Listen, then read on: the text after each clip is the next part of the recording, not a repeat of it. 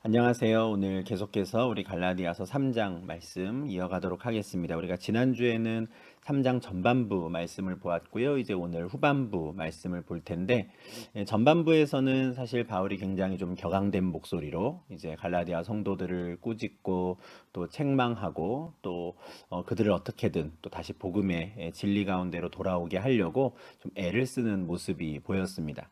근데 이제 후반부에서도 마찬가지 이제 그와 같은 노력은 이어지지만 약간 좀 톤이 좀 다운된 느낌으로, 그러니까 좀 뭔가 좀 감정적으로 막 북받쳐 올랐던 그런 것들을 좀 잘 가라앉히고 이제는 다시 한번 좀 차근차근 자신이 전했던 복음의 진리가 무엇인지를 이제 좀 설명하려고 합니다.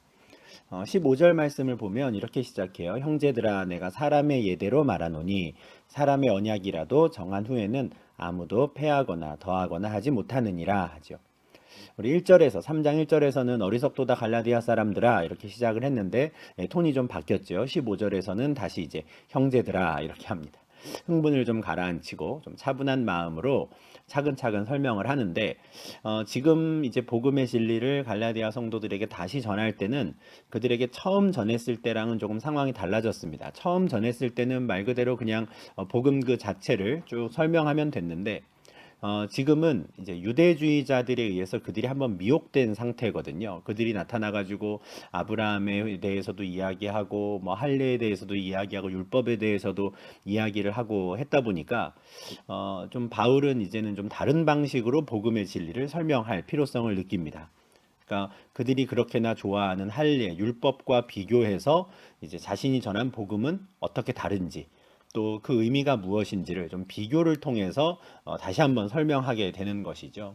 우리가 그 내용을 3장 전반부 그리고 4장 전반부, 4장 초반까지 우리가 보게 될 텐데, 바울은 15절에서 내가 사람의 예대로 말한다 해요. 우리가 일상생활에서 경험하는 걸 좀 바탕으로 한번 생각해 보자 이런 뜻이에요. 우리가 일상적으로 살아가면서 하는 일 중에 사람과 사람 사이에 어떤 언약을 맺는다라는 거죠.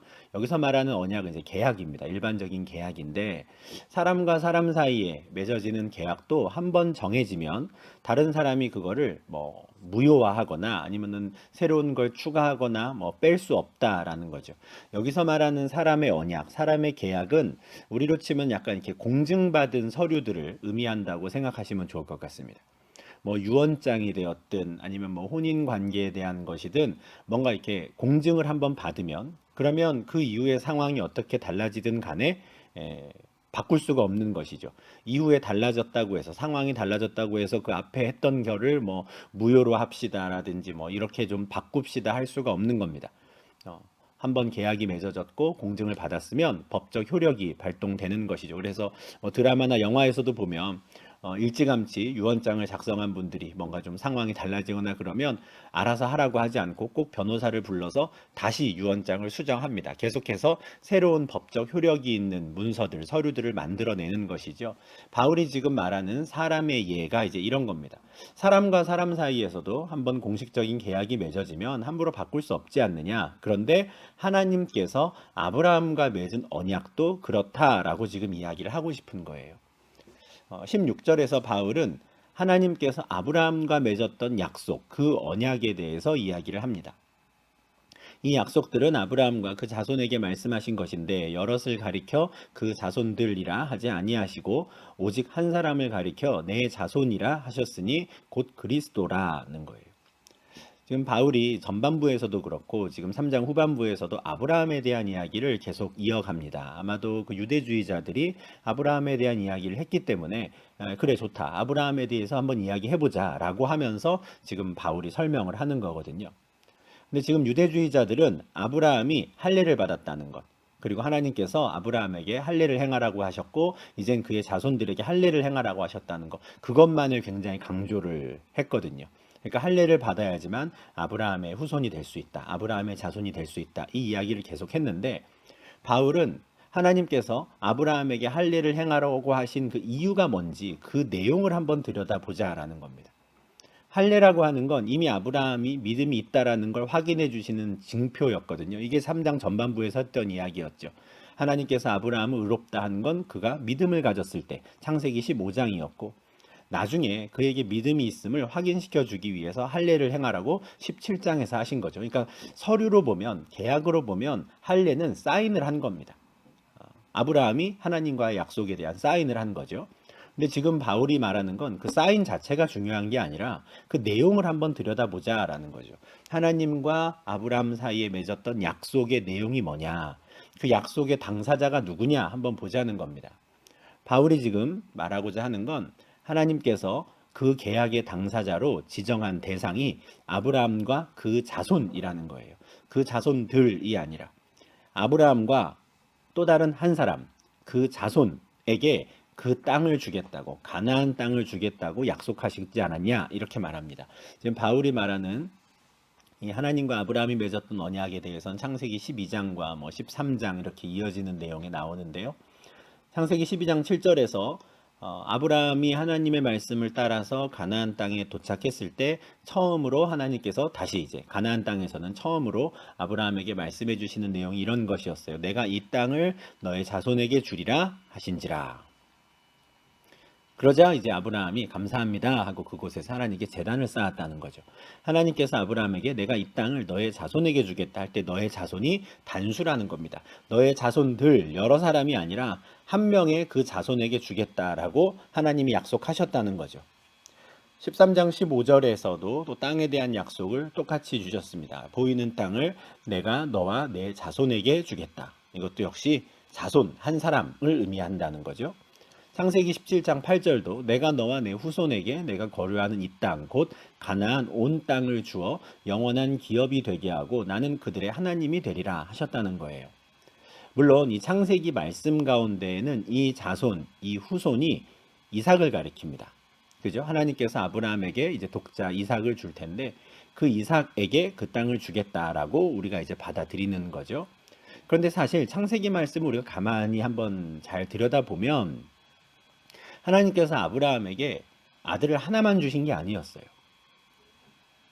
사라를 통해서는 이삭이라고 하는 아들 하나만 주셨지만 아브라함에게는 다른 부인들이 있었습니다.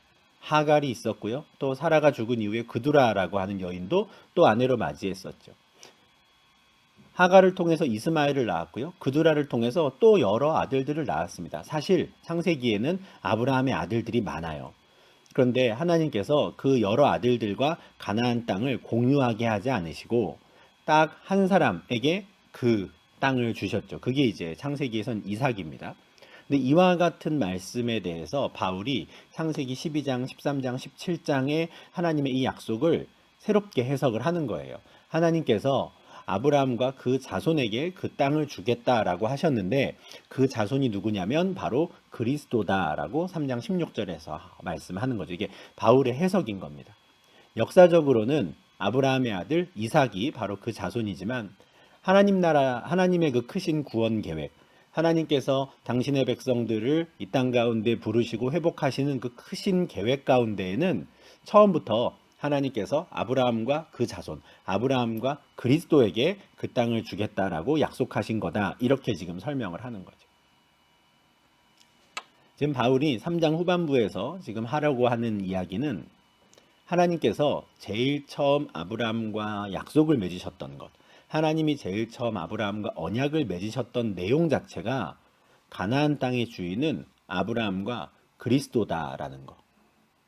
아브라함과 그의 후손 그리스도에게 그 땅을 주겠다라고 이미 약속을 하셨다라는 거예요. 그런데 사람도 한번 계약을 맺으면 이후의 상황이 어떻게 달라지든 간에 그 계약이 유효하듯이 어느 누구도 그것을 폐기할 수 없듯이 똑같다는 겁니다.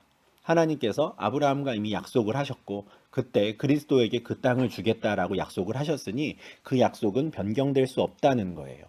그게 3장 17절에서 하는 말이죠. 내가 이것을 말하노니 하나님께서 미리 정하신 언약을 430년 후에 생긴 율법이 폐기하지 못한다. 그 약속을 헛되게 하지 못한다. 이 말이에요. 시점을 보자라는 거죠. 하나님께서 아브라함에게 이 땅을 너와 너의 자손, 너와 그리스도에게 주겠다라고 약속하신 이후에 율법은 430년이나 지나서 주셨다는 거예요. 그러면 430년 뒤에 만들어진 그 율법 때문에 이미 한참 전에 하나님께서 아브라함과 맺었던 그 약속, 그 언약이 무효가 되겠느냐? 아니라는 거죠. 바울이 이걸 430년 후라고 말하는 건 근거가 있죠. 출애굽기 12장 40절입니다. 이스라엘 자손이 애굽에 거주한 지 430년이라 430년이 끝나는 그날에 여호와의 군대가 다 애굽 땅에서 나왔다 하는 거예요. 아브라함과 하나님이 약속을 맺은 이후에 가나안 땅에서 아브라함과 이삭과 야곱까지는 살았어요. 그런데 야곱의 후손들이 애굽 땅에 갔죠. 이건 역시 하나님께서 크신 구원 계획 가운데 창세기 15장에서 이미 하셨던 말씀입니다. 너희가 4대 동안에 400년 정도는 이방 나라에 가서 있을 것이다. 그러나 내가 그들을 인도해 내겠다. 하나님이 말씀하신 거거든요. 그 일이 그대로 이루어졌죠. 야곱의 후손들이 애굽 땅, 지금의 이집트에서 종살이를 하며 430년을 살았고 그 430년이 끝나는 때에 이제 애굽 땅에서 나왔습니다. 애굽 땅에서 나온 지 3개월 만에 이스라엘 백성들이 시내 광야에 이르렀고 그 시내 광야에서 하나님께서 율법을 주셨죠. 그러니 지금 바울은 가나안 땅을 아브라함과 그 자손 그리스도에게 주겠다고 약속하신 이후에 율법을 받은 건 430년이나 지나서다라는 거예요. 자, 그러면 한번 생각해 보자 하는 거죠. 만일 그 유업이라는 게 뭡니까? 하나님께서 아브라함에게 주겠다라고 하셨던 그 약속의 땅이에요. 가나안 땅. 지금 우리로 치면 이제 하나님 나라라고 할 수 있는데, 만일 그 유업이 율법에서 난 것이면, 아브라함이 율법 잘 지켜서 그 땅을 받은 거면 우리가 약속에 굳이 매일 필요 없다는 거죠. 아, 우리도 똑같이 율법을 지키면 되겠구나 할 거라는 겁니다. 그러나 아브라함이 그 유업을 받게 된 것이 율법에서냐 약속에서냐 하는 거예요. 하나님께서 약속으로 말미암아 아브라함에게 주시지 않았느냐 하는 거죠. 3장 전반부에서는 아브라함이 언제 그리고 어떻게 의롭게 되었느냐라는 것을 따져보았어요. 아브라함이 할례를 받거나 율법을 지켜서 의롭게 된 게 아니라 하나님의 말씀을 들었을 때 믿었으니 그가 의롭게 되었다 했잖아요. 이번에는 아브라함이 받은 그 땅에 대한 이야기를 지금 후반부에서 하는 겁니다. 가나안 땅이 누구 거냐는 거예요. 하나님께서 가나안 땅, 하나님의 그 나라를 누구에게 주겠다라고 하셨느냐라는 거예요. 바울은 하나님의 약속을 따르는 자, 하나님의 약속을 믿는 자가 그 땅의 주인이 된다고 말하는 사람이었고요. 유대주의자들은 할례 받고 율법을 지키는 사람이 그 가나안 땅에 들어갈 수 있다고 말하는 사람들이었던 거죠. 근데 바울은 지금 아브라함이 어떻게 해서 그 땅의 주인이 될 수 있었는가 한번 생각해 보라는 거예요. 아브라함은 율법을 따르지 않았죠. 아브라함이 그 땅을 받게 된 것, 그것을 유업으로 차지하게 된 건 하나님이 그렇게 약속하셨기 때문인 거예요. 율법 지켜서 된 게 아닌 거죠. 율법은 아브라함이 하나님과 약속을 맺은 후 430년이나 지나서 주어진 것이니까요. 여기까지 이제 바울이 하는 말을 이제 들으면 이방 그리스도인들, 갈라디아 교인들 입장에서는 아, 그렇구나. 아, 다시 우리 생각해 보니 아브라함도 믿음으로 의롭게 되고 믿음으로 그 땅을 받았네. 그럼 우리도 믿음으로 의롭게 되고 믿음으로 하나님 나라에 들어갈 수 있겠구나. 이렇게 생각을 할 텐데 이런 이야기들을 듣는 유대 그리스도인들은 어떨까요? 유대 그리스도인들 입장에선 짜증이 나겠죠. 예. 그럼 우리는 율법 뭐하러 받는 거야? 율법은 왜 있어야 되는 거야? 하나님이 뭐 우리 골탕 먹이시려고 그럼 율법 주신 거야? 처음부터 그냥 믿음으로 된다 그러셨으면 율법은 안 주셨어도 되는데 율법은 왜 주신 거야? 이런 아마 질문이 꿈틀꿈틀 올라오겠죠. 아마 짜증과 함께 그런 질문을 던졌을 겁니다. 바울은 자신의 말을 듣는 유대인들이 어떤 마음일지 너무 잘 알고 있어요. 왜냐하면 바울이 유대인이었으니까요. 이미 본인이 직접 하나님께 예수님께 여러 번 질문을 던졌던 것일 수도 있습니다. 똑같은 마음이었겠죠. 그럼 우리에게 율법은 왜 주신 겁니까? 하는 거죠. 그거에 대해서 너무 그 마음을 잘 알고 있으니 19절에서 바울이 먼저 질문을 합니다. 너 이거 궁금하지? 하면서 설명을 하는 거죠. 그러면 율법은 무엇이냐? 율법에 대해서도 알려주는 겁니다. 율법은 뭐냐면 우리의 조상들이 범법했기 때문에 법을 어겼기 때문에 또는 법을 어기는 자들이었기 때문에 우리에게 주어진 거다 이렇게 말해요. 이 표현이 참 어려운데 근데 잘 이해할 필요가 있습니다. 이걸 잘 이해하면 우리가 구약을 이해하는 데에도 아주 큰 도움이 되고요. 율법을 우리가 어떻게 생각할 것인가에 대해서 우리가 잘 이해하는 데 도움이 되는 구절인데요. 율법은 가나안 땅에 들어가기 위한 조건이나 그 목적으로 주어진 게 아니라는 거예요. 이미 하나님 나라의 백성이 된 이스라엘이 하나님 나라 백성이 된 이후에도 계속해서 하나님의 법을 어기니까. 왜 어기겠습니까? 그 법을 모르니까. 하나님이 뭘 좋아하시는지를 모르고 하나님 백성은 어떻게 살아야 되는지를 모르고 자꾸 하나님 보시기에 악을 행하니 그래서 주신 것이다 라는 거예요. 이 점이 율법에 대해서 바울이 이거 아마 뒤늦게 깨달았을 텐데요. 다른 유대인들과는 완전히 다르게 생각하는 패러다임이 완전히 바뀌었구나라는 것을 보여주는 구절입니다. 바울도 원래는 다른 유대인들과 똑같은 사람이었어요. 율법을 지켜야 하나님 나라 백성이 될 수 있다고. 다시 말해서 율법이 하나님 나라의 백성이 되는 조건이었고 율법이 가나안 땅에 들어가는 조건이었어요. 그런데 예수 그리스도를 만나고 하나님의 계시 가운데 그가 잘 배우다 보니 이제 파악이 되는 거죠. 아, 처음부터 율법은 가나안 땅에 들어가는 조건으로 주신 게 아니라 이미 하나님 백성 된 자들이 가나안 땅에서 어떻게 살아야 하는가, 하나님 백성들의 삶의 방식을 제대로 알려주시려고 주신 거구나라는 걸 알게 되는 거죠. 왜 그렇습니까? 원래 애굽 땅에서 나왔을 때 그 이스라엘 백성들, 출애굽 1세대는 하나님의 법을 모르던 사람들이었거든요. 그들이 아는 건 애굽 땅의 풍속밖에 없었어요. 레위기 18장 3절 4절인데요. 너희는 너희가 거주하던 애굽 땅의 풍속을 따르지 말며 내가 너희를 인도할 가나안 땅의 풍속과 규례도 행하지 말고 너희는 내 법도를 따르며 내 규례를 지켜 그대로 행하라. 나는 너희의 하나님 여호와이니라. 애굽 땅에서만 430년을 살았단 말이죠. 그러면 그들은 모든 삶의 방식이 그냥 애굽 땅의 풍속대로 이루어졌을 거예요. 그런데 그런 모습은 하나님께서 기쁘게 보시는 모습이 아니죠. 하나님의 백성들의 삶의 방식은 그런 게 아닌 겁니다. 그러면 이들은 또 뭘 따라가야 될까요? 만약에 가나안 땅에 들어갔으면 가나안 땅에서 살던 그 다른 민족의 풍속과 규례를 볼 텐데 그러면 애굽 땅의 풍속을 버리고 그 가나안 땅의 풍속과 규례를 따라야 하는가? 그것도 아니라는 거예요. 하나님의 백성들은 애굽 땅의 풍속이나 가나안 땅의 풍속이나 이 땅의 풍속과 규례를 따르는 사람들이 아닌 거예요. 그런 삶은 하나님께서 보시기에 기쁘지 않은 삶이거든요. 하나님의 백성들은 하나님의 법도를 따르고 하나님의 규례를 지켜야죠. 그래서 율법을 주신 겁니다. 하나님 입장에서 애굽 땅에서 이스라엘 백성들을 인도해 내셨을 때 뭐 광야 생활 가운데 율법을 주시고 자 앞으로 율법 잘 지킨 사람 내가 가나안 땅에 들여보낸다 이러신 게 아니에요. 하나님 입장에서 이들은 이미 당신의 백성이었고 그들은 가나안 땅에 들어갈 사람들인 거예요.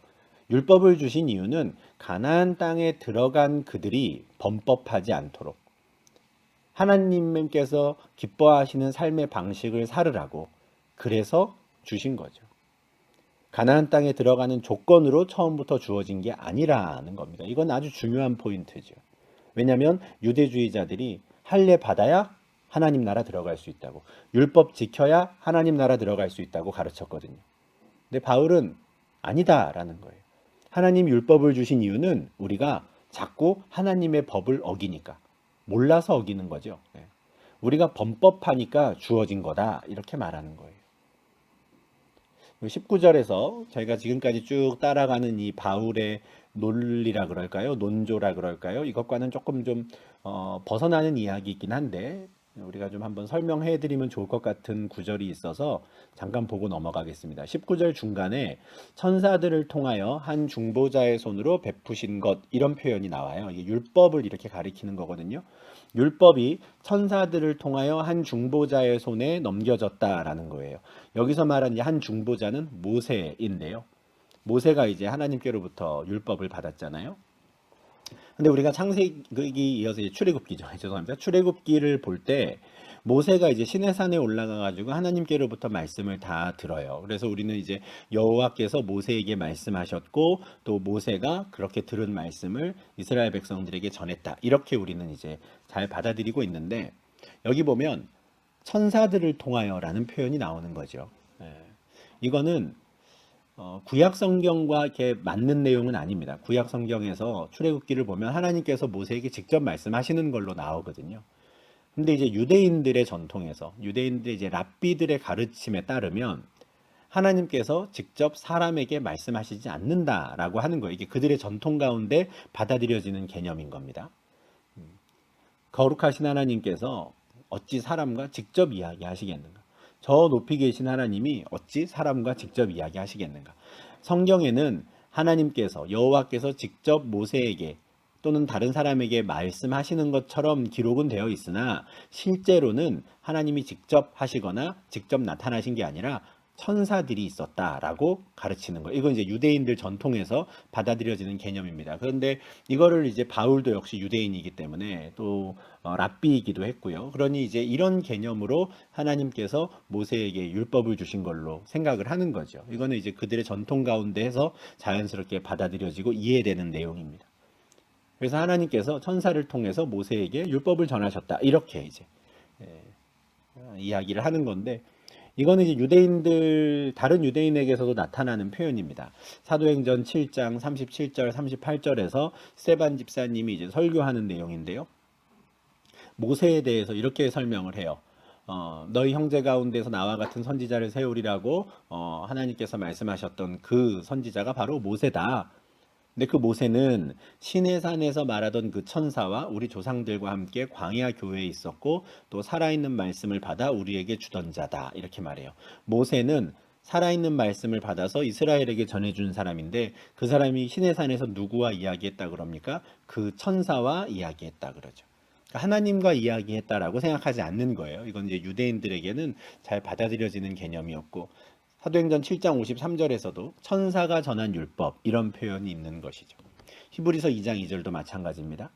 천사들을 통하여 하신 말씀 이런 표현들이 있습니다. 그래서 지금까지 우리 갈라디아서 3장에서 바울이 하려고 하는 이 말의 내용을 따라가는 것과는 조금 별개의 이야기였지만 저희가 이제 천사들을 통하여 베푸신 것이라고 하는 그 구절을 어떻게 이해하면 좋을까를 좀 잠깐 좀 말씀을 드렸습니다. 우리는 이렇게 더 이상 받아들이지 않습니다. 이제 우리는 성경에 있는 그냥 그대로 하나님께서 천사를 보내셨다 그러면 천사가, 하나님 여호와의 사자가 나타났다 그러면 여호와의 사자가 나타났다고, 그리고 여호와께서 말씀하시고 하나님께서 임하셨다 그러면 또 하나님께서 그렇게 말씀하신 걸로 저희는 받아들이거든요. 그런데 이제 유대인들은 그렇지 않았다. 항상 하나님께서 직접 하실 수 없고 사람과는, 그래서 이제 천사를 내세워서 이렇게 일하신 걸로 그렇게 이제 받아들였거든요. 이제 그런 맥락으로 좀 가볍게 생각을 하시면 좋을 것 같습니다. 근데 19절 이제 마지막에 이런 구절이 있어요. 약속하신 자손이 오시기까지 있을 것이라. 그러니까 율법의 목적이 뭔가가 분명해진 거죠. 그러니까 율법은 가나안 땅에 들어가서 이스라엘 백성들이 어떻게 살아야 하는가, 그들의 삶의 방식을 가르쳐 주기 위해서 하나님께서 주신 거예요. 법을 지키도록, 하나님의 규례를 지킬 수 있도록. 그렇지 않으면 법을 어기게 될 테니까. 그러면 그 율법이 언제까지 유효하냐? 약속하신 자손이 오실 때까지 유효하다. 이게 지금 바울의 설명입니다. 여기서 말하는 약속하신 자손은 하나님께서 창세기 12장과 13장과 17장에서 아브라함과 하셨던 그 약속이죠. 내가 너와 너의 자손에게 이 땅을 주겠다라고 하셨던, 아브라함이 그 땅의 주인이고 또 그의 후손 중에 한 사람, 그 자손이 그 땅의 주인이 될 텐데 그 약속하신 자손이 오실 때까지만 율법은 유효하다라는 거예요. 왜 그렇습니까? 약속하신 자손이 나타나면 이제는 진짜 그 땅의 주인이 나타난 거니까 그 땅 주인의 말을 직접 들으면 되는 거죠. 주인이 나타나기 전까지만 이렇게 살아야 되는구나 라고 약간의 가이드를 주셨던 것 뿐이고, 진짜 그 약속하신 자손, 그 땅의 진짜 주인이 나타나면 그때부터 그 땅에 사는 사람들은 주인의 말을 직접 듣고 그 주인이 원하는 삶의 방식을 살면 되는 거라는 거죠. 하나님 나라의 백성들이 할 일은 하나님 나라의 왕의 말을 듣는 것이니까요. 근데 바울이 앞서 16절에서 그 약속하신 자손이 누구라 그랬습니까? 그리스도다라고 했죠. 그러니 그리스도께서 이제 이 땅에 오셨으니 더 이상 율법은 효력을 다했다는 거예요. 이제 앞으로 우리가 귀를 기울여야 하는 건 그리스도의 말씀이라는 거고 그리스도의 법을 우리가 지키면 된다 하는 거죠. 그래서 나중에 보겠지만 갈라디아서 6장 2절에서 바울은 그리스도의 법을 성취하라라는 말씀을 합니다. 이제 우리는 더 이상 율법에 매이지 않는 거예요. 율법은 효력이 다했습니다. 물론 율법이 뭐 나쁘거나 뭐 안 좋은 거라서가 아니라 어차피 불완전했던 거죠. 그 율법을 완전하게 하신 진짜 주인 그리스도께서 나타나셔서 직접 말씀을 하셨으니 이제는 그리스도께서 하신 그 말씀, 그 그리스도의 법을 성취하는 것, 그 법을 따라 사는 것, 이게 가나안 땅에 들어온, 다시 말해서 하나님 나라 백성이 된 사람들이 해야 할 일이다라는 거죠. 이건 유대인이나 헬라인이나 구분 없이 똑같이 다 가나안 땅에 들어왔다면, 하나님 나라 백성이 되었다면 그렇게 해야 한다라는 거예요. 20절에서 바울이 그 중보자는 한 편만 위한 자가 아니나 하나님은 한 분이시니라 라는 말씀을 해요. 굉장히 좀 이해하기가 어려운 말인데 그림으로 한번 좀 말씀을 드리면 좋겠습니다. 바울이 지금까지 이제 율법과 또 하나님의 약속을 비교했잖아요. 율법은 중간에 에이전트가 필요하다라는 거예요. 중보자, 중재자가 필요하다라는 거죠. 하나님께서 이스라엘에게 말씀을 하실 때 직접 말씀하신 게 아니라 모세를 세운 거예요. 유대인들은 여기 천사도 한 명 더 들어오는 거죠. 하나님께서 모세를 통해서 이스라엘에게 말씀하셨다. 그런데 모세는 하나님께서 보낸 그 에이전트뿐만이 아니라 이스라엘을 대표하는 또 중재자이기도 한 거죠. 그러니까 양쪽 모두의 중재자가 필요한 거. 이게 이제 율법이었다는 거예요. 하나님과 이스라엘이 직접 서로 상호 간에 계약을 한 게 아니라 중간에 에이전트가 있었던 거. 이게 율법 아니냐. 그런데 약속은 어떠냐? 약속은 중간에 중재자 역할을 하는 사람이 없었다는 거예요. 하나님께서 직접 아브라함에게 약속하신 것. 그러면 그 권위에 있어서도 약속이 더 권위가 높겠느냐 아니면 율법이 더 권위가 높겠느냐 하는 거예요. 하나님이 직접 약속해 주신 거, 하나님이 직접 아브라함에게 말씀해 주신 거, 그게 더 우위에 있지 않겠느냐라고 말을 하는 겁니다. 그게 율법의 중재자는 어느 한 편만을 위한 것이 아니라 하나님은 한 분이시다라고 하는 그 20절 말씀의 의미입니다. 그러니까 바울은 계속해서 율법으로는 가나안 땅에 들어갈 수 없고 약속을 붙잡아야만 들어갈 수 있고 율법은 이제 약속의 때가 찼으니 그리스도께서 그 땅의 진짜 주인이 나타나셨으니 이제 율법은 의미가 다했다. 그리고 객관적으로 봐도 중간에 중재자가 필요한 율법보다는 직접 하나님이 약속해 주신 그게 더 뭐랄까요? 우위에 있지 않겠느냐라고 설명을 하는 거죠. 사실 바울이 이제 이런 식으로 갈라디아서 편지를 쓰고 이제 앞으로 2차, 3차 전도 여행을 계속하면서 이 가는 곳마다 유대주의자들과 싸우고 논쟁을 하고 이제 이러다 보니까 사실 바울에 대해서는 한참 시간이 지난 이후에는 좀 안 좋은 루머가 돕니다. 바울을 오해하고 또 바울을 흠집내려고 하는 이제 유대인들이 바울에 대해서 이제 안 좋은 소문을 내기 시작하는 건데 그가 들었던 소문이 이제 사도행전 21장에 나오죠. 21장에서 바울은 이제 예루살렘에 도착을 했습니다. 그러니까 바나바와 함께 이제 예루살렘에 와가지고 이제 사람들과 함께 이제 그 동안에 있었던 일들을 이제 나누는 것이죠. 전도 여행들을 다 마치고 나서 바울이 이제 와서 자신이 안디옥 교회 파송을 받아가지고 복음을 전했고 복음을 전하는 가운데 하나님께서 자신들을 어떻게 사용하셨는지 그리고 그 가운데 이방인들이 어떻게 주의 백성이 되었는지를 쭉 설명을 합니다. 그러자 사도행전 21장 20절에서 이 선교 보고를 다 들은 유대인들이 하나님께 영광을 돌리죠. 참 잘됐다. 하나님께서 이방인들에게도 복음을 주시니 기쁘다. 함께 영광을 돌립니다. 근데 그 다음부터 한 가지 좀 염려되는 바울이 예루살렘에 온 것은 참 반갑고 좋은데 본인들 입장에서 한 가지 염려되는 내용을 이제 이야기를 해요. 뭐냐면 바울이 이제 2차, 3차 전도 여행을 통해서 복음을 열심히 전하는 동안에 예루살렘에 있는 사도들과 예루살렘의 성도들도 열심히 복음을 전한 거죠. 그래서 참 감사한 일입니다. 예루살렘 교회에도 유대 그리스도인들의 숫자가 굉장히 많아진 거예요. 수만 명이나 되었다 이렇게 말해요. 근데 이들은 바탕이 유대인이다 보니까 여전히 율법의 열성을 가진 자들이었다라는 거예요. 이건 그들에게는 자연스러운 겁니다. 왜냐하면 이들은 예수를 믿게 된 것, 예수를 받아들였다라는 게 자신들이 원래 믿고 있던 그 조상들의 하나님을 버린 게 아니에요.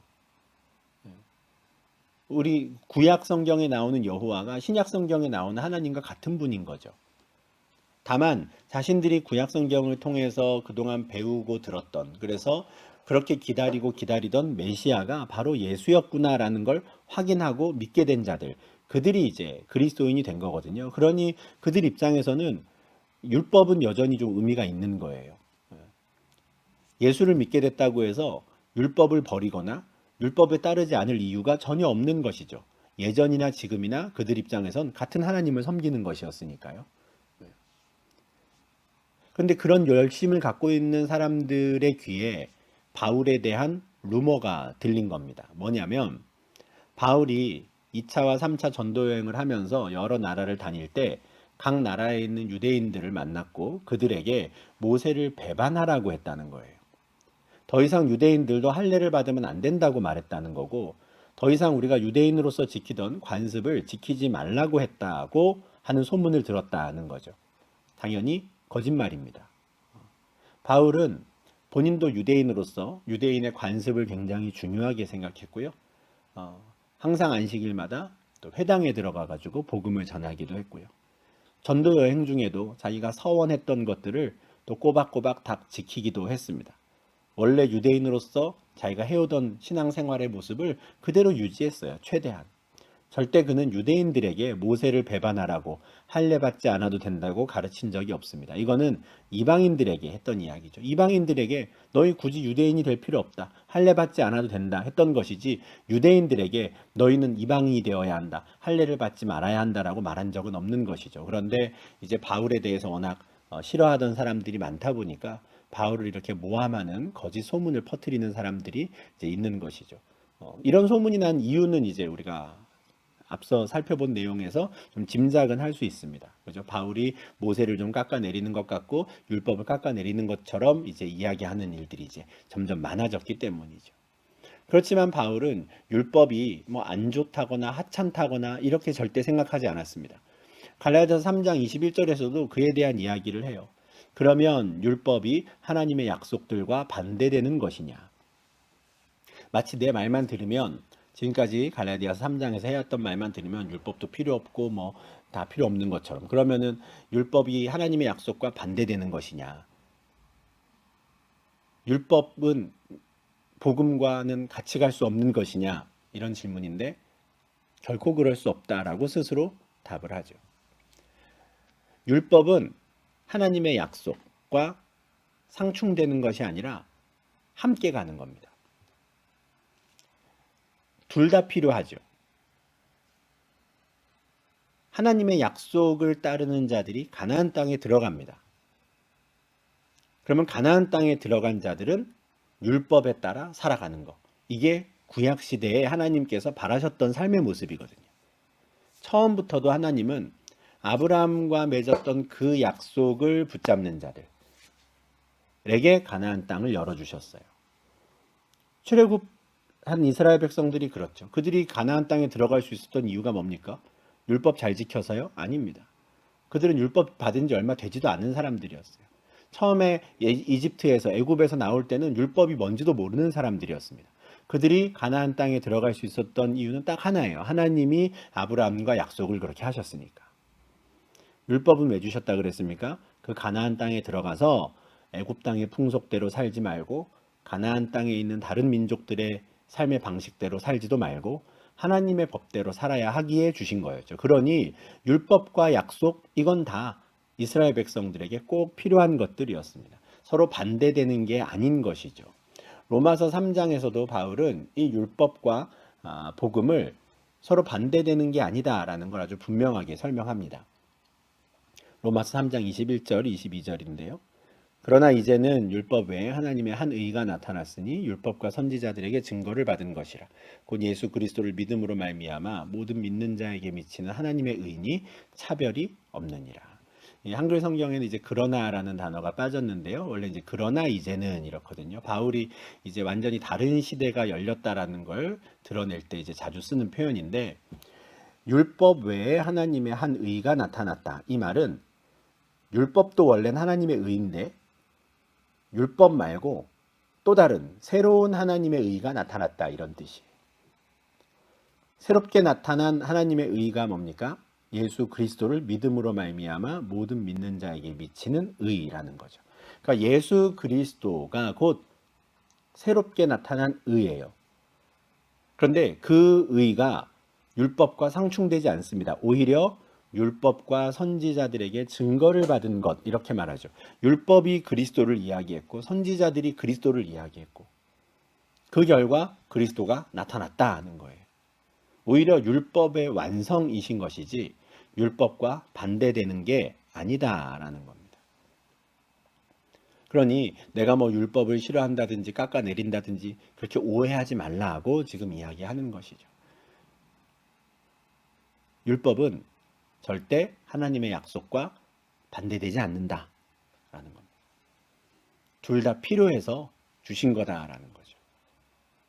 근데 이제 막상 가나안 땅에 들어가서 살았던 이스라엘의 조상들에게 좀 문제가 생겼습니다. 그 내용이 이제 22절부터예요. 21절까지는 가나안 땅에 누가 들어갈 수 있는가에 대한 이야기를 했습니다. 어떻게 들어가는가? 약속을 붙잡는 자가 들어간다 했고요. 그럼 율법은 왜 주셨느냐? 우리가 범법하기 때문에. 가나안 땅에 들어가서 하나님의 법대로 살라고 주신 게 율법이었다. 이 내용이었는데 22절부터 지금 하는 이야기는 뭐냐면, 그러면 이제 가나안 땅에 들어가서 율법대로 살았던 우리의 조상들의 모습이 어떠했느냐를 지금 이야기하는 겁니다. 3장 22절. 그러나 성경이 모든 것을 죄 아래에 가두었다. 이렇게 말해요. 그동안엔 율법에 대해 이야기하다가 지금 성경에 대해 이야기하죠. 성경은 모세오경, 그 율법과 이어지는 여호수아부터 나오는 모든 역사서와 시편과 잠언과 그리고 선지자들의 글까지가 다 성경이에요. 구약 성경이. 그런데 구약 성경 전체에서는 결국 모든 사람이 다 죄 아래에 있다라고 선포한다라는 거예요. 이거는 율법과는 좀 구분되는 개념인데, 원래 율법을 주신 이유는 이 법을 가지고 잘 살으라는 거였어요. 그런데 그 법을 가지고 들어간 이스라엘 백성들이 가나안 땅에서 어떻게 살았는가, 그게 역사 속에서 쭉 드러난 내용을 보니 성경은 결국 어떻게 선언한다는 겁니까? 아, 너희가 다 죄인들이야 라고 선언을 한다는 거예요. 원래 율법을 주신 목적은 죄 짓지 말라고 주신 건데, 오히려 율법을 통해서 그들은 자신들이 죄인인 것을 인정할 수밖에 없었다는 거죠. 이게 유대인들의 고백이었다는 겁니다. 시편 14편 1절부터 3절이에요. 시편은 언제입니까? 여호수아의 인도로 가나안 땅에 들어간 이후에 한 400년, 500년 정도의 시간이 흐르면서 이스라엘 백성들이 이제 하나님을 어떻게 찬양했고 어떻게 기도했는가를 이제 보여주는 게 시편인데, 가나안 땅에 들어가서 400년, 500년, 600년 정도의 시간을 이렇게 살다 보니 성도들이 이렇게 고백을 하기 시작한 거죠. 이스라엘 백성들이. 어리석은 자는 그의 마음에 이르기를 하나님이 없다 하는도다. 그들은 부패하고 그 행실이 가증하니 선을 행하는 자가 없도다. 이건 아마 여기서 말하는 어리석은 자는 뭐 이방인이 될 수도 있고 아니면 같은 유대인들 중에서도 하나님이 없다고 말하는 사람일 수도 있습니다. 아, 어리석은 사람들은 하나님을 모르는구나. 하나님을 인정하지 않는구나. 이걸 본다는 거고요. 그리고 하나님을 모른다라고 하는, 하나님이 없다고 말하는 사람들의 삶은 참 가증하구나, 부패하구나, 저들 중에는 선을 행하는 자가 없구나, 이 이야기를, 이거는 우리가 충분히 이해가 됩니다. 그런데 이 시편 14편의 기자가 여호와께서 보실 때는 어떨까에 대해서 이야기를 해요. 이건 이제 이방인들에 대한 이야기만이 아닌 거죠. 저 하나님께서 저 하늘에서 인생을 굽어 보시면서 대체 나를 찾는 자가 있는가 보신다는 거예요. 지각이 있다라는 말은 하나님을 찾는 지혜가 있는 건데요. 아, 창조주가 계시겠구나. 아, 이 절대적인 신 여호와 하나님이 계시겠구나라는 것을 알고 하나님을 찾는 자가 있나 저 위에서 보시는데, 다 치우쳐 함께 더러운 자가 되고 선을 행하는 자가 없으니 하나도 없도다라고 말씀하실 거야 라는 거죠. 여기에는 유대인들 자기들도 포함되어 있는 겁니다. 하나님께서 하늘에서 가만히 이 땅을 내려다 보시면서 누가 나를 좀 찾아주면 좋겠다 하는데 아무도 안 찾는다는 거죠. 다 치우쳐 있어요. 함께 더러운 자가 됐어요. 여기서 다 그리고 함께라는 건 저 이방인들만이 아니라 우리도라는 고백이 들어있는 겁니다. 유대인들이. 솔직하게 한번 이야기해보자라는 거죠. 그래, 솔직하게 우리가 율법도 있고 뭘 어떻게 해야 되는지 알지만 우리가 실제로 그렇게 하냐라는 거죠. 안 한다라는 거고, 그걸 안 하니 결국에는 우리도 이방인들과 다를 바가 없다. 우리가 다 치우쳐서 다 더러운 자가 됐고 우리 가운데도 선을 행하는 자가 아무도 없다. 이게 시편 14편의 고백인 겁니다. 바울은 지금 이 이야기를 하는 거예요. 성경에서 모든 사람이 다 죄 아래에 있다고 이미 선언하지 않았냐? 우리가 잘 알지 않느냐 하는 거예요. 방금 우리가 읽은 시편 14편 말씀을 바울이 로마서 3장에서 인용을 합니다. 인용을 다 하고 19절에서 이렇게 말해요.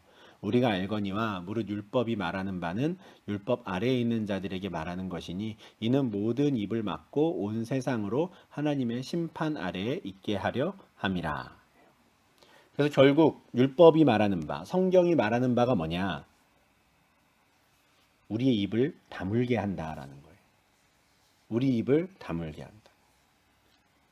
율법이 뭐였습니까? 하나님께서 가나안 땅에 들어가서 살라고 주신 삶의 방식이었어요. 하나님께서 기뻐하시는 삶의 방법, 다시 말해서 정답을 알려주셨던 거죠. 그런데 정답을 아는 우리들도 그 정답대로 살지 못해서 우리도 다 치우쳐서 죄인이 되었구나, 악한 자가 되었구나라는 것을 고백하게 되었다면 이방인들이야 뭐 말할 것도 없다라는 거예요. 하나님의 심판대 앞에 서서 저는 좀 의롭습니다. 저는 좀 이런 거 잘한 것 같은데요 라고 말할 수 있는 사람이 아무도 없다는 거예요. 모든 사람들의 입이 다 다물어지게 되는 거. 이게 결과적으로 율법이 하게 된 일이라는 겁니다. 원래 목적은 그게 아니었는데 그 율법을 가지고 이스라엘이 잘 살지를 못하니 결국은 율법을 통해서 다 정죄를 받게 되는 거죠. 아무도 입을 뻥끗 못하고 숨죽이고 있을 수밖에 없는 겁니다. 그래서 바울이 로마 3장 23절에서 이렇게 선포하죠. 모든 사람이 죄를 범하였음에. 이거는 구약성경, 아까 시편에서도 그랬지만 구약성경이 선언하는 내용이죠. 모든 사람이 죄인이야. 바울이 다시 한번 이것을 자기 말로 다시 표현하는 겁니다. 모든 사람이 죄를 범하게 됐다. 우리는 율법이 있는데요 라고 유대인들이 아무리 말하더라도 소용이 없죠. 왜냐하면 우리는 그 율법을 지키지 않았으니까. 유대인들이라고 해서 율법의 행위를 통해서 실제로 온전히 율법을 이루어서 의롭다함을 얻은 육체가 없으니까 모든 사람이 죄를 범했다라고 말할 수밖에 없는 거죠. 원래 그러라고 주신 건 아니지만 이 율법을 통해 그냥 죄를 깨닫게 되는 겁니다.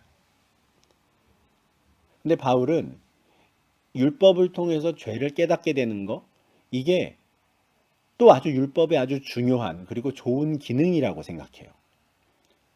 원래 목적과는 다르게 쓰이는 것이지만 원래 하나님께서 이스라엘 백성들에게 죄책감 느끼라고 율법 주신 건 아니고 이대로 잘 살아보라고 주신 거였지만 결과적으로 그들이 죄를 깨닫고 죄책감을 느끼게 되는 것, 그것도 역시 율법을 통해 하나님께서 합력하여 선을 이루어 가시는 또 과정으로 보인다, 이렇게 보는 거죠. 자신들의 죄를 깨달은 사람의 반응은 어떻습니까? 하나님의 은혜를 구한다는 거예요. 오호라 나는 공고한 사람이로다 한다는 거죠. 물론 로마서 7장 24절의 이 고백이 바울이 유대인으로 있었을 때 했던 고백은 아니고요. 예수를 믿고 부활하신 예수를 만나고 이제 거듭난 이후에도 여전히 자기 가운데 있는 죄성을 발견하고 이렇게 이제 외치는 건데, 자기가 죄인인 것을 깨닫고 또 절실히 느낄 때마다 우린 이렇게 외치게 되는 거죠. 나는 참 이게 뭐랄까요? 곤고하다 하니까 나는 정말 가능성이 없구나. 나는 그냥 망가졌구나. 이걸 인정하게 되는 거죠. 그런데 이걸 인정하는 자들에게 하나님의 은혜가 시작되는 거죠. 그래서 율법으로는 죄를 깨닫는다라는 그 상황이 또 마냥 나쁘지만은 않다는 겁니다. 율법을 통해서라도 우리가 죄를 깨닫는다면, 내가 곤고한 사람이라는 걸 알게 된다면 하나님의 은혜를 바라게 된다는 거죠. 그리스도를 바라보게 될 거다라는 거예요. 사도행전 2장 37절에서 베드로의 설교를 다 들은 유대인들이 형제들아 우리가 어찌할꼬 한단 말이죠. 이런 마음의 상태를 율법을 통해서 우리가 갖게 될 수 있다는 거예요. 그리고 그렇게 되면 예수 그리스도를 바라보게 된다는 거죠. 예수 그리스도를 믿음으로 말미암는 약속을 바라보게 된다는 거예요. 율법을 가지고 한번 가나안 땅에 들어가 보려고 크게 착각했을 때에도 오케이, 괜찮다, 한번 해봐. 근데 율법을 가지고 했는데 안 된단 말이죠. 아, 내가 도저히 들어갈 수가 없구나. 나는 죄인이구나. 라는 걸 깨닫는 거죠. 그때 우리는 뭘 바라보게 됩니까? 예수 그리스도에 대한 약속을 바라보게 된다는 거예요. 그리고 그 예수 그리스도의 약속을 믿으니 그제서야 비로소 약속의 땅, 가나안 땅에 들어가게 되었다는 겁니다. 이와 같은 상황을 갈라디아서 3장 23절에서 바울은 믿음이 오기 전에 우리는 율법 아래에 매인바 되었고 계시될 믿음의 때까지 갇혔었다 이렇게 표현해요. 꼼짝달싹 못하고 율법 갖고 어떻게 좀 해보려고 하다 보니 옴짝달싹 못하고 있었는데 믿음이 옴으로써 그 땅의 주인이 옴으로써 우리에게 자유가 주어졌다 하는 거죠. 지금까지 바울은 15절부터 23절까지 하나님의 약속이 율법보다 앞섰다 이 이야기를 하는 거예요. 처음부터 하나님께서는 하나님의 약속을 믿는 자들, 아브라함과 그 자손, 아브라함과 그리스도에게 그 약속의 땅을 주시겠다라고 하셨던 그 약속을 믿는 자들이 가나안 땅에 들어갈 수 있다 라고 이미 하셨는데 그 약속을 나중에 주어진 율법이 폐기시킬 수 없다 이 이야기를 계속했죠. 근데 유대인들이 그 율법에 매이다 보니 오히려 하나님의 약속을 보지 못했다. 그게 문제였다라는 이야기를 하는 겁니다. 이거를 이제 사람의 예대로 사람과 사람 사이의 계약에 좀 빗대어서 한번 설명을 한 거죠. 24절부터는 이제는 또 다른 예를 들어서 이 과정에 대해서 이야기를 합니다. 이같이 율법이 우리를 그리스도께로 인도하는 초등교사가 되어 우리로 하여금 믿음으로 말미암아 의롭다함을 얻게 하려 함이라. 24절에서 이제 바울은 율법을 초등교사에 비유합니다. 이 초등교사라고 하는 말은 이제 4장 2절에 나올 이제 후견인과 청지기라고 하는 이런 사람과 좀 비슷한 사람인데요. 어떤 이제 로마 시대 때 이제 문화와 관련된 내용입니다. 로마 시대에 어떤 귀족이 있으면 그 귀족의 이제 아들이죠. 다음에 이제 그 귀족의 지위를 이어받을 이제 상속자가 될 사람인데 그 아들이 이제 태어나서 성인이 될 때까지는 초등교사의 지도를 받게 되어 있고 또 후견인의 영향력 아래 있게 됩니다. 이게 그 당시 이제 문화였던 거예요. 그래서 그 사람의 예대로 한번 말해보자라고 하는 그 맥락에서 바울이 또 그 당시에 모든 사람들이 또 알고 있는 그 문화적인 요소를 가지고 와서 율법을 설명하는 것이죠. 초등교사가 되었든 뭐 후견인이 되었든 사실 외부로부터 뭐 누군가를 초빙해서 그 역할을 맡기진 않고요. 보통은 그 귀족 집안에 있는 이제 종 중에서도 좀 똑똑한 종, 명석한 종에게 그 역할을 맡깁니다. 그러니까 어찌 보면 유모이기도 하고 또 어렸을 때 여러 가지의 사회적인 활동들을 할 때 이제 필요한 것들을 어렸을 때부터 이제 가르쳐 주는 그 역할을 하는 사람이기 때문에 초등교사라고 하는데 바울은 율법이 하나님의 백성들이 성인이 될 때까지, 그러니까 이스라엘로 치면은 이스라엘 백성들이 성인이 될 때까지 초등교사 역할을 하던 게 율법이었고, 그리스도께서 오신 그때부터 이제 하나님의 백성들은 정말 이제 성인이 된 것처럼 하나님 나라의 유업을 받을 상속자가 된 것처럼 이제 신분이 달라졌기 때문에 더 이상 초등교사가 필요하지 않다라는 맥락으로 지금 설명을 하려고 합니다. 그러니까 그리스도께서 이 땅에 오실 때까지 가나안 땅에 진짜 주인이 나타날 때까지만 율법이 유효했다라는 걸 이제 초등교사에 빗대어서 설명하는 거죠. 그러나 이제는 믿음이 온 후로는 더 이상 우리가 초등교사 아래 있지 않다라는 거예요. 믿음이 온 때를 이제 그 귀족의 아들이 성인이 되었을 때 이제 그때와 같이 여기는 것이죠. 더 이상 초등교사, 후견인이 필요 없고 이제는 의젓한, 어엿한 상속자로서 그 귀족의 아들로서의 지위를 누리면 된다라고 말하는 겁니다. 25절에서도 이제 한글 성경에는 이제 그러나 이제는이라는 말이 빠졌는데 여기서도 다시 한번 바울은 이제 모든 상황이 달라졌다라는 거, 완전 새로운 시대가 열렸다라는 걸 그러나 이제는이라는 말로 쓰면서 이제는 믿음이 왔다. 더 이상 우리가 율법이라고 하는 초등교사 아래 있지 않다 하죠. 로마서 3장 21절 아까 보았던 말씀인데 그때랑 똑같은 겁니다. 그죠? 그러나 이제는 하나님의 의가 나타나서 더 이상 율법의 효용 가치가 이제 없어졌다 하는 겁니다. 말씀드린 대로 이제는 우리의 신분이 완전히 달라졌다는 거예요. 더 이상 후견인이나 초등교사가 필요한 어린아이가 아니라 이제는 유업을 상속받을 상속자, 의젓한 아들이 되었다라고 말하죠. 아들이 될 수 있었던 것도 믿음 덕분이었습니다. 26절 말씀이죠. 너희가 다 믿음으로 말미암아 그리스도 예수 안에서 하나님의 아들이 되었으니. 바울은 다시 한번 갈라디아 성도들이 하나님의 아들이 된 것이 율법을 지킴으로써가 아니라 믿음으로 말미암았다라는 것을 다시 한번 강조합니다. 앞서 이제 너희가 성령을 받은 것이 율법을 지킴으로써냐 아니면은 복음을 듣고 믿음으로써냐 이렇게 질문을 했을 때 듣고 믿음으로써다였잖아요. 성령을 받았다는 게 뭡니까? 주는 그리스도시요 살아계신 하나님의 아들이십니다라고 하는 참된 신앙 고백을 하게 되었다라는 거였어요. 그 신앙 고백을 한 자들은 하나님의 아들이 되는 것이죠. 그리스도와 연합하게 되기 때문에 그리스도와 함께 하나님의 아들이 되는 겁니다. 이것에 대해서 사도 요한이 요한복음 1장 12절에서 이렇게 설명했지요. 영접하는 자, 곧 그 이름을 믿는 자들에게는 하나님의 자녀가 되는 권세를 주셨다 했어요. 하나님의 자녀가 되는 권세가 누구에게 주어지느냐? 그 이름을 믿는 자들에게인 것이죠. 율법을 지켜서가 아닌 겁니다. 혈통으로나 육정으로나 사람의 뜻으로 되는 게 아니라 오직 하나님께로부터 난 자들이 그 이름을 믿게 되고 그들이 하나님의 자녀가 되는 것이죠. 하나님께로부터 난 자들, 그들은 누굽니까? 하나님의 영으로 인도함을 받는 자들인 거예요. 하나님께서 성령을 보내셔서 그들로 하여금 거듭나게 하시는 거죠. 그래서 하나님께로부터 난 자라는 말은 하나님의 영을 받은 자들이고요. 하나님의 영, 곧 성령을 받은 자들은 참된 신앙 고백 가운데 이제 하나님의 아들이 될 수 있는 거죠. 믿음을 가지고 되는 겁니다.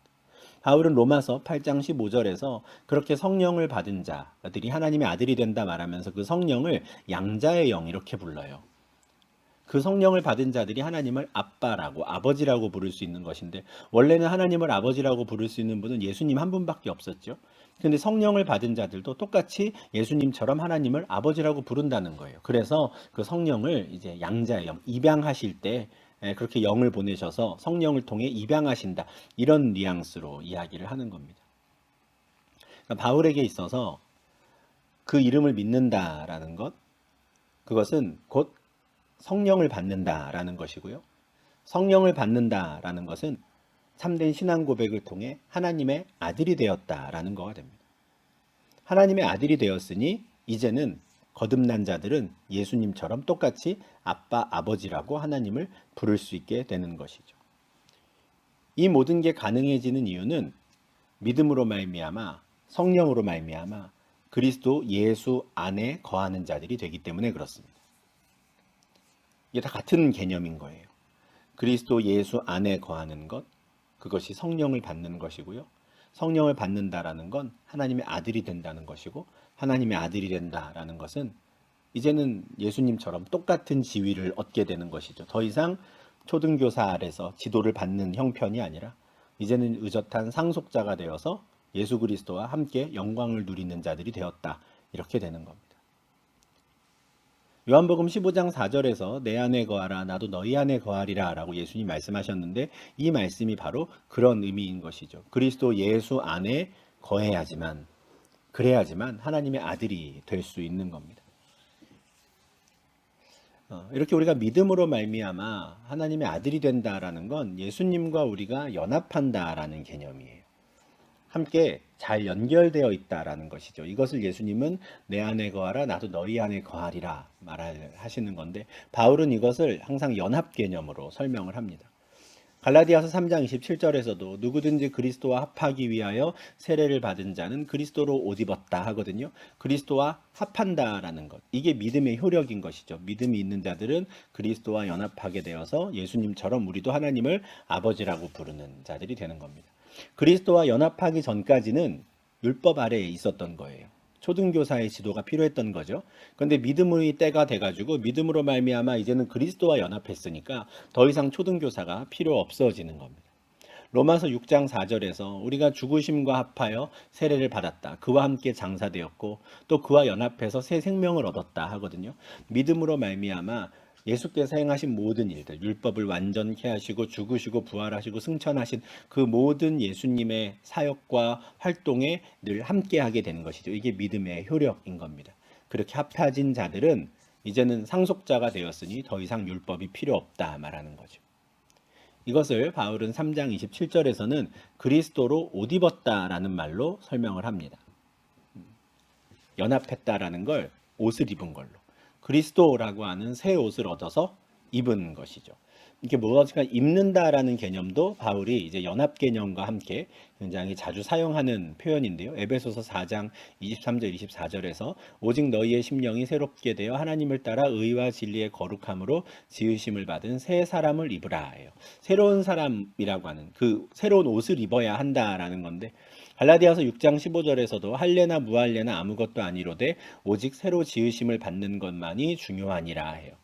그러니까 새 옷을 그리스도라는 새 옷을 입는데 그 안에 있는 몸은 뭐 할례를 받은 몸이든 할례를 받지 않은 몸이든 상관이 없다라는 거죠. 중요한 건 그리스도로 옷을 입어야 한다라는 거예요. 그리스도와 연합한다라는 것, 그리스도로 옷을 입는다라는 것. 이게 다 이제 믿음으로 가능한 일인데 이런 연합 개념 그리고 새로운 옷을 입는 개념 이런 개념들이 구원에 있어서 특히 우리가 이제 하나님의 아들이라고 하는 새로운 신분을 얻게 되었다라고 하는 이 개념에 대해서 바울이 좀 자주 사용하는 메타포라고 할까요? 설명 방식입니다. 똑같이 모든 사람이 그리스도라는 같은 옷을 입고 있다면 유대인이나 헬라인이나 종이나 자유인이나 남자나 여자나 다 상관이 없습니다. 같은 옷을 입고 있다면 다 그리스도 예수 안에서 하나라는 거죠. 유대인이나 헬라인이나 이 문제가 지금 갈라디아 성도들에게 아주 좀 중요한 이슈였죠. 유대주의자들이 와가지고 헬라인들도 예수를 믿고 하나님 나라 가려면 유대인이 되어야 한다고 했으니까요. 그래서 할례를 받고 율법을 지키라고 했었습니다. 유대인과 헬라인 사이의 간격이 좀 컸어요. 유대인들이 볼 때는. 근데 더 큰 간격이 있죠. 로마 제국 시대 때 종과 자유인의 관계입니다. 이건 어떻게 메울 수가 없어요. 종은 사람이 아예 아니었거든요. 근데 바울은 아주 파격적인 선언을 하죠. 그리스도로 옷 입었다면 종이나 자유인이나 하나다. 똑같다. 로마 제국이나 시대나 뭐 지금이나 이 성별 간의 갈등이 굉장히 이 인류 역사에서 오랫동안 이어지고 있는데요. 그와 같은 큰 갈등도 같은 옷을 입고 있다면 하나다 하는 겁니다. 남자나 여자나. 이것도 역시 굉장히 파격적인 선언이죠. 유대인이나 헬라인이나 종이나 자유인이나 남자나 여자나 다 그리스도 예수 안에서 하나이니라.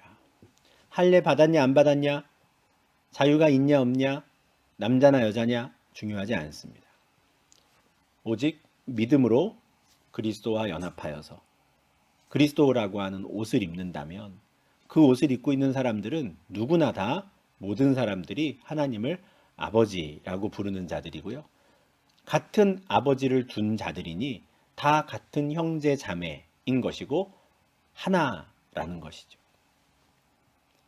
그래서 그는 3장 마지막 29절에서 결론적으로 이렇게 선포합니다.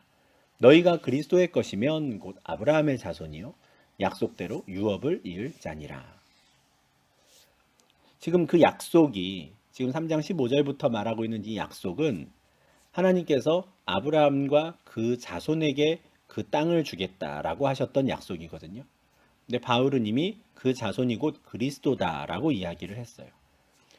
하나님이 주겠다고 하신 그 가나안 땅, 지금 우리로선 하나님의 나라죠. 그 약속의 땅, 그 하나님의 나라의 주인은 아브라함과 그리스도라는 거예요.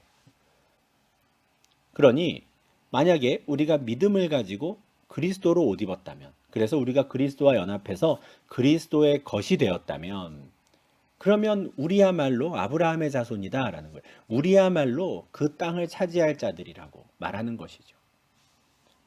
갈라디아 교인들이 할례를 받아야지만 그리스도의 것이 되는 게 아니라 율법을 지켜야지만 그 유업을 받는 게 아니다라는 거죠. 이미 그들이 예수를 믿음으로 성령으로 말미암아 거듭나서 예수 그리스도를 믿음으로 그리스도와 연합했고 새 옷을 입었다면 이미 그 땅이 너희의 것이다. 할례 받을 필요 없고 율법 지킬 필요 없고 이미 율법의 효용 가치는 끝났다 하는 거죠. 이렇게 해서 3장 후반부에서 바울은 가나안 땅은 누구의 것인가 라고 하는 이 질문에 대해서 설명을 합니다.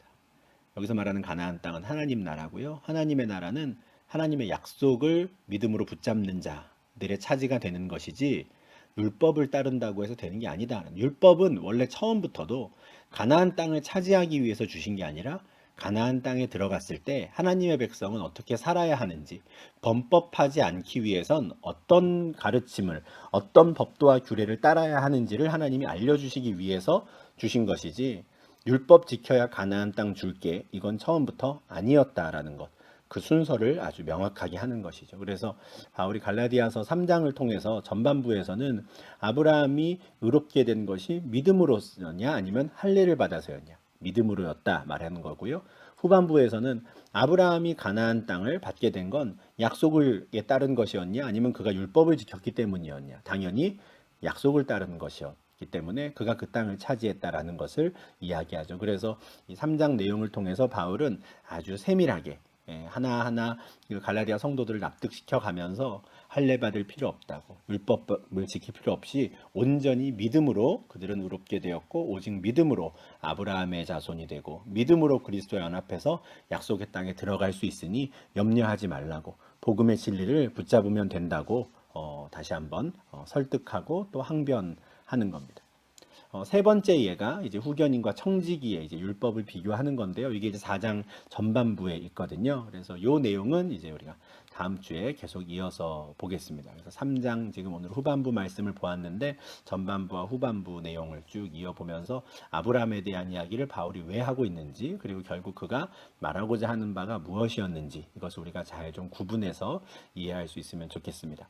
사실 오늘 한 내용이 뭐 이렇게 분량 구절로는 많지 않지만 여기 담겨 있는 구절 한 구절 한 구절의 내용이 사실 좀 곰곰이 좀 우리가 잘 이해하고 묵상할 필요가 있는 내용들입니다. 바울이 율법에 대해서는 어떻게 생각하고 있었는지, 복음은 어떤 것인지, 율법을 주신 이유가 무엇인지, 이런 것들을 우리가 좀 잘 이해하고 납득을 할 수 있다면 갈라디아서 3장뿐만 아니라 구약의 율법을 바라보는 우리의 관점도 좀 많이 달라질 수 있고요. 그리고 성경 전체에서 율법과 복음에 대해서 어떻게 이야기하고 있는 것인지 그 큰 그림에서 우리가 이해하는 데 좀 도움이 될 수 있을 만한 본문이었습니다. 그래서 조금 자세하게 최대한 좀 길게 말씀을 드렸는데요. 다시 한번 좀 각각의 구절들을 좀 읽어 보시면서 복음은 무엇이고 율법은 무엇인지, 하나님이 율법을 주신 이유는 무엇이고 누가 가나안 땅에 들어갈 수 있는지를 다시 한번 좀 잘 묵상할 수 있는 좀 시간이 될 수 있으면 좋겠습니다. 네, 오늘도 이렇게 3장 후반부 말씀 쭉 보시느라 오랜 시간 수고 많으셨고요. 우리가 다음 주에 이제 4장 내용 계속 이어서 진행하도록 하겠습니다. 네, 오늘도 수고 많으셨습니다.